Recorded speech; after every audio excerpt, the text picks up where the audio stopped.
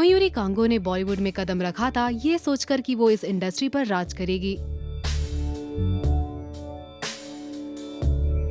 लेकिन बॉलीवुड में ज्यादा समय टिक नहीं पाई मयूरी और जल्द ही बोर हो गई।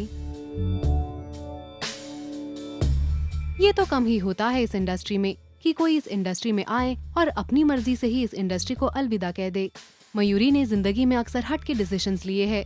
जब उन्हें IIT कानपुर में एनरोल होने का मौका मिला तब उन्होंने फिल्म्स करने का फैसला लिया और डेब्यू किया national award winning film Naseem से। और जब करियर के पीक पर थी और इनके पास फिल्मों की लाइन लगी थी तब उन्होंने फिल्मों को छोड़ने का फैसला लिया।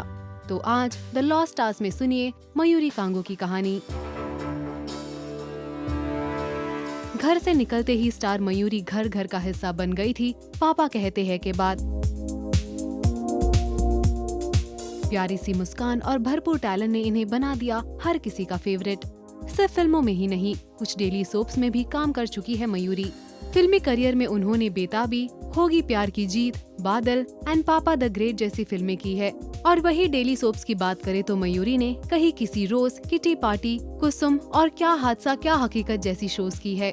अजय देवगन, अनुपम खेर, अरशद वारसी, शक्ति कपूर, बॉबी देओल, रानी मुखर्जी, चंद्रचूड़ सिंह और जुगल हंसराज जैसे बड़े बड़े एक्टर्स के साथ स्क्रीन भी शेयर किया है मयूरी ने। सब कुछ सही चल रहा था, फिर मयूरी ने लिया एक फैसला जिसके बाद वो हो गई इंडस्ट्री से गायब। 2003 में मयूरी ने एक्टिंग को क्विट करने का फैसला लिया और इसका मेजर रीजन ये था कि मयूरी मानती है कि एक एक्ट्रेस की लाइफ इंडस्ट्री में सिर्फ 10 साल तक होती है, उसके बाद नई एक्ट्रेसेस उन्हें रिप्लेस कर जाते हैं। तो ऐसे टाइम के लिए मयूरी एक बैकअप प्लान बनाना चाहती थी। आपको बता दे, एक्टिंग छोड़ने के बाद मयूरी ने की एक NRI से शादी जिसका नाम है आदित्य ढिल्लो और फिर वो US चली गई और वही सेटल हो गई। उन्होंने फिर MBA इन मार्केटिंग की US से ही और फिर एक US based digital marketing company के साथ काम करना शुरू किया।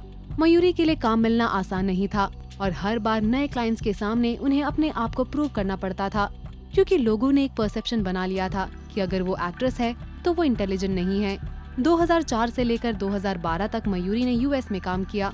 फिर जब उनका एक बेटा हुआ तब वो इंडिया लौट आई। फिर कुछ टाइम बाद उन्होंने ज्वाइन किया गूगल कंपनी और अब वो बन गई है गूगल की इंडस्ट्री हेड।